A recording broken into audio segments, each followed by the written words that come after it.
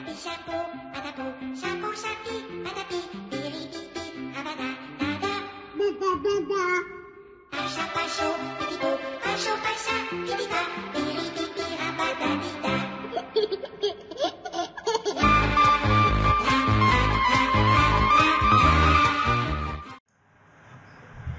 Bonjour à tous. Aujourd'hui une séance d'exercice sur la coplanarité. Cette vidéo fait suite à la précédente sur le plan de l'espace où la notion de coplanarité est définie. On s'intéressera à la notion de coplanarité de points et la coplanarité de vecteurs. Au programme, 3 exercices, un sur des points coplanaires, c'est-à-dire des points qui sont dans le même plan, un sur le lien entre point et plan, notamment quand est-ce qu'un point appartient à un plan, et quand est-ce que 3 points vont définir un plan. Dernier exercice enfin, sur les vecteurs coplanaires, puisque comme vous l'avez vu dans la vidéo précédente, la notion de point coplanaire et de vecteur coplanaire est étroitement liée. On commence.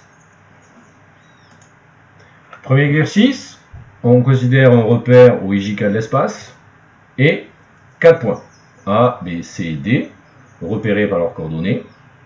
Première question, démontrer que le vecteur AD est égal à 2 fois le vecteur AB moins 3 fois le vecteur AC. Deuxième question, que peut-on dire alors des points A, B, C et D?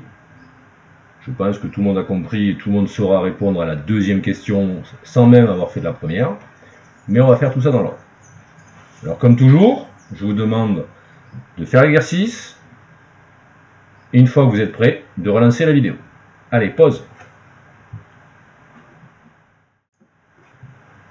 La première question donc, comment démontrer que le vecteur AD est égal à 2 fois le vecteur AD moins 3 fois le vecteur AC?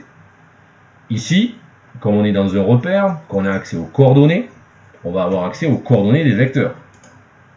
La question est de comment montrer que cette égalité vectorielle est vraie.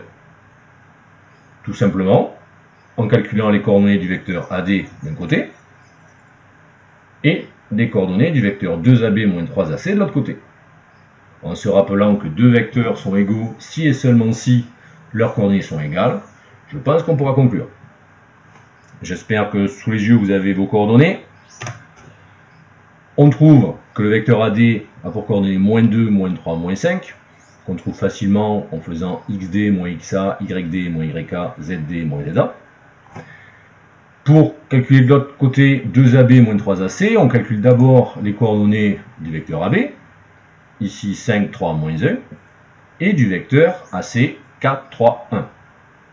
D'après la loi externe, multiplier le vecteur AB par 2 revient à multiplier ses coordonnées par 2.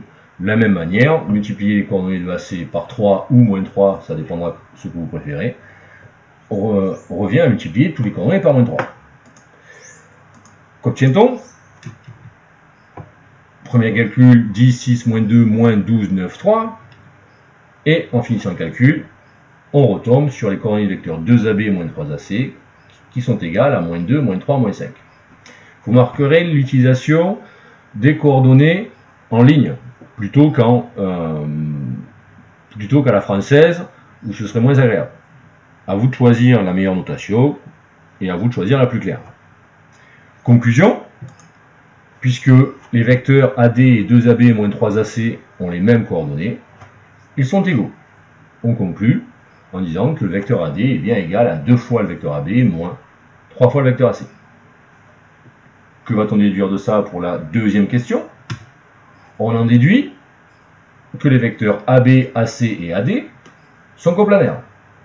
En effet, ils sont liés par ce qu'on appelle une combinaison linéaire, c'est-à-dire que soit écrire directement que le vecteur AD c'est 2AB moins 3AC, ou encore en regroupant tous les vecteurs dans le même membre, AD moins 2AB plus 3AC est égal au vecteur nul. Ceci veut dire que les vecteurs sont coplanaires. Qu'en déduit-on pour les points, puisque c'était la question?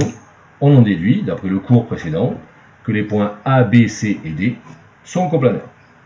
Exercice très simple, il demande simplement de savoir calculer des coordonnées de vecteurs, savoir comment démontrer que deux vecteurs sont égaux à partir de leurs coordonnées. Ensuite, connaître la définition de 4 points coplanaires.